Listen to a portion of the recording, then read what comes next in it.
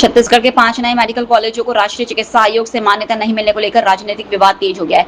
स्वास्थ्य मंत्री श्याम बिहारी जायसवाल ने कहा कि सरकार ने अपील की है कि और उन्हें उम्मीद है कि इसी सत्र से पढ़ाई शुरू हो जाएगी। उन्होंने कांग्रेस पर मुद्दे को राजनीतिक रूप से देने का आरोप लगाया। वहीं पूर्व उप मुख्यमंत्री टीएस सिंहदेव ने मान्यता न मिलने को सरकार की कार्यप्रणाली पर सवाल उठाने वाला बताया और इसे प्रदेश के लिए दुर्भाग्यपूर्ण स्थिति कहा। वहीं स्वास्थ्य मंत्री श्याम बिहारी जायसवाल ने दावा किया कि कॉलेजों के लिए 109 करोड़ रुपए जारी किए गए, 220 बिस्तरों वाले अस्पताल तैयार हैं और फैकल्टी की नियुक्ति भी हो चुकी है। उन्होंने कहा कि सरकार ने एनएमसी की अधिकांश शर्तें पूरी कर ली हैं और जल्द मान्यता मिलने की उम्मीद है। अभी तो खुलने से जी, ये बहुत ही दुर्भाग्यपूर्ण रहा कि 5 मेडिकल कॉलेज की मान्यता वहाँ पर रद्द हो गई। ये चिंताजनक बात है और उसी बात को दर्शाता है कि सरकार काम नहीं कर पा रही। उनके शासनकाल में भी अब आप बताएं कि कहाँ के मेडिकल कॉलेज की मान्यता रद्द हुई। मुख्यमंत्री जी के यहाँ की कुनकुरी की रद्द होती है, उप मुख्यमंत्री जी के यहाँ की कवर्धा की रद्द होती है, 3 और मेडिकल कॉलेजेस की मान्यता रद्द होती है। तो फिर सरकार किस जिम्मेदारी से काम कर पा रही है? ये रूटीन काम है, जमीन की उपलब्धता, टेंडर की प्रक्रिया, उनको काम चालू करना। न केवल ये 5 medical college, Ambikapur medical college के अस्पताल की टेंडर 2.5 साल हो गए, अभी तक नहीं लग पाए। रायपुर मेकाहारा में 700 बिस्तर का अतिरिक्त अस्पताल बनना था, वार्ड्स बनने थे, वो टेंडर अभी तक नहीं लग पाया। जो कैंसर हॉस्पिटल मेकाहारा में है, उसके ऊपर के तलों के टेंडर की प्रक्रिया थी, सबकी राशि इत्यादि हो गया था। भूपेश बघेल जी ने 700 बिस्तर के नए वार्ड का भूमि पूजन भी कर दिया था चुनाव के पहले, लेकिन ये सब काम हो नहीं पा रहे, कर नहीं पा रहे काम। ये दुर्भाग्यजनक। देखिए, जहाँ तक 5 नए मेडिकल कॉलेज का है, वो सतत प्रक्रिया है। हमने ऑनलाइन आवेदन इस साल प्रारंभ करने हेतु किया था और चूंकि एनएमसी के गाइडलाइन में जो हमारा हॉस्पिटल्स हैं और जो कॉलेज हैं वो अभी निर्माणाधीन है। चूँकि मनेंद्रगढ़ का ही, जैसे वो कांग्रेस के चिकित्सा प्रकोष्ठ के जो अध्यक्ष हैं, उन्होंने कहा कि जसपुर और मनेंद्रगढ़ जैसे जगहों पर सरकार मेडिकल कॉलेज खोलना चाहती है। तो मैं ये पूछना चाहता हूँ, क्या कांग्रेस नहीं चाहती कि ऐसे छोटे जगह में मेडिकल कॉलेज खुले, यहाँ के लोगों को स्वास्थ्य सुविधाएं मिले? हम तो अपने क्षमता से बढ़कर प्रयास किए। 30 बेड को 220 बेड के रूप में स्थापित करना, इतने अल्प समय में कॉलेज के लिए व्यवस्था करना, प्रोफेसरों की नियुक्ति करना, डॉक्टरों की नियुक्ति करना, वो सारे चीज हम इतने अल्प समय में किए हैं। इसके लिए तो कांग्रेस को धन्यवाद देना चाहिए। और मैं आपको बताना चाहूँगा कि इतने खुश मत हों, अभी मैच खत्म नहीं हुआ है। हमने फिर से अपील में गए हैं और 15 दिन का समय रहता है और हमें उम्मीद है कि भारत सरकार एनएमसी उसके गाइडलाइन को हम पूरा करेंगे और आने वाले इसी शिक्षा सत्र में मेडिकल कॉलेज की पढ़ाई चालू। प्रधानमंत्री आवास योजना को लेकर उप मुख्यमंत्री विजय शर्मा द्वारा लिखे गए पत्र में पूर्ववर्ती कांग्रेस सरकार का उल्लेख किए जाने के बाद राजनीतिक बयानबाजी तेज हो गई है। इस पर पूर्व उप मुख्यमंत्री टीएस सिंहदेव ने प्रतिक्रिया देते हुए कहा कि इस समय पीएम आवास योजना के तहत काम अपेक्षित गति से नहीं हो पा रहा था और वे स्वयं विभागीय मंत्री थे। उन्होंने कहा कि जब उन्हें लगा कि काम ठीक से आगे नहीं बढ़ रहा है तो उन्होंने मुख्यमंत्री भूपेश बघेल से बात की और जिम्मेदारी से पीछे हटने का निर्णय लिया, जिसे स्वीकार कर लिया गया था। सिंहदेव ने कहा कि अब भाजपा के मंत्री उन्हें याद कर रहे हैं, लेकिन उस समय की परिस्थितियों को समझना जरूरी है। जी, आजकल कुछ ऐसा बतर चल गया है कि भारतीय जनता पार्टी के मंत्रीगण मुझे याद कर रहे हैं, तो उसके लिए उनका शुक्रिया जरूर है।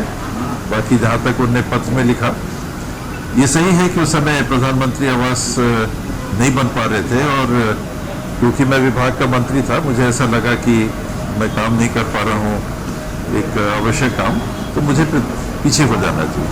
और भूपेश जी को मैंने वो कहा था, उन्होंने स्वीकार किया। ये लेकिन पत्र में जो जिक्र किया है पूरा 2.5 साल के, उन्होंने बताया है कि 2.5 साल वाली बात तो पता नहीं, उन लोग मीटिंग में थे, राहुल जी के साथ उनकी बैठक होती होगी, तो मुझे नहीं मालूम। बाकी तो किसी को नहीं पता होगा क्या हुआ नहीं हुआ।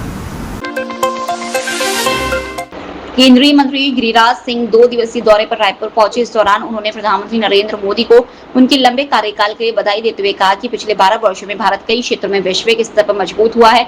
उन्होंने कहा कि छत्तीसगढ़ में डबल इंजन की सरकार काम कर रही है और राज्य में नक्सलवाद के खिलाफ बड़ी सफलता मिली है, जिससे क्षेत्र में स्थिति पहले से काफी बेहतर हुई है। मैं 2 दिनों के प्रवास पे छत्तीसगढ़ आया हूं और देश के प्रधानमंत्री नरेंद्र मोदी जी जो इलेक्टेड प्रधानमंत्री के रूप में सबसे लंबे समय तक रहे, उसकी बधाई। और देश 12 साल में जो भारत को दुनिया के पटल पर केवल एक सेक्टर में नहीं बल्कि मल्टी सेक्टर में ले जाने का काम किया है, वो सारे रिपोर्ट को छत्तीसगढ़ वासियों के सामने पेश करना ये हमारा काम है। इसीलिए डबल इंजन की सरकार है और सबसे बड़ा बात है कि छत्तीसगढ़ भारत सरकार ने नक्सलाइट मुक्त छत्तीसगढ़ कर दिया। वक्फ बोर्ड के नए आदेश को लेकर छत्तीसगढ़ में सियासत तेज हो गई है। इस पर पूर्व उप मुख्यमंत्री टीएस सिंहदेव ने प्रतिक्रिया देते हुए कहा कि यदि किसी नियम को सभी धार्मिक त्योहारों पर समान रूप से लागू किया जाए तो कोई आपत्ति नहीं होनी चाहिए। सिंहदेव ने दीपावली और अन्य त्योहारों का जिक्र करते हुए कहा कि इस तरह के फैसलों पर व्यापक रूप से विचार किया जाना चाहिए। उन्होंने यह भी टिप्पणी की कि कई बार लोग स्वागत में पटाखे भी जलाते हैं, इसलिए हर पहलू को ध्यान में रखकर निर्णय होना चाहिए। जी, सभी धार्मिक त्योहारों में अगर इसको अपनाया जाएगा तो कोई हर्जा नहीं। दिवाली भी आएगी, अन्य त्योहार भी आएंगे, अन्य समाज के भी त्योहार आएंगे, तो एक रूपता सभी ऐसे समाजों के त्योहारों में जिससे कि प्रदूषण होता है। हम लोग भी जाते हैं, लोग पटाखे फोड़ के स्वागत करते हैं, उस पर भी विचार करना चाहिए कि प्रदूषण उससे भी जो हो रहा है उससे कैसे नियंत्रित। छत्तीसगढ़ में शराब से बड़े राजस्व को लेकर राजनीतिक बयानबाजी तेज हो गई है। आबकारी मंत्री लखन लाल देवानगन ने कहा कि दुकानों की संख्या में आंशिक वृद्धि और अन्य स्रोतों से राजस्व बढ़ने के कारण सरकार की योजनाओं को वित्तीय मजबूती मिली है। उन्होंने कहा कि इसी राजस्व से धान खरीदी, महंगाई बंधन योजना, बोनस भुगतान और प्रधानमंत्री आवास जैसी योजनाएं संचालित हो रही हैं। वहीं पूर्व उप मुख्यमंत्री टी सिंहदेव ने इस दावे पर आपत्ति जताते हुए कहा कि शराब राजस्व को सामाजिक योजनाओं से जोड़ना गलत दृष्टिकोण है। उन्होंने कहा कि शराब एक सामाजिक बुराई है जिसका सबसे अधिक दुष्प्रभाव महिलाओं पर पड़ता है, इसलिए इसे विकास या कल्याणकारी योजनाओं का आधार नहीं माना जा सकता। देखिए, बहुत सारे शराब के नए दुकान नहीं खुले गए हैं, कुछ ही मात्रा में खुले हैं और राजस्व निरंतर रूप से हर क्षेत्र में, चाहे खनिज के क्षेत्र में हो, आबकारी के क्षेत्र में हो, राजस्व बढ़ा है और इसी कारण से इतने सारे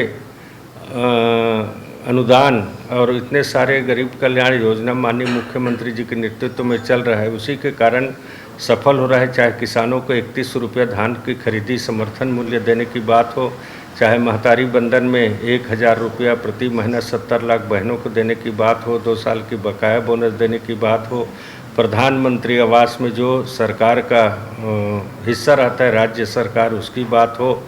इस तरह से कई बड़े काम माननीय मुख्यमंत्री जी के नेतृत्व में हो रहा है।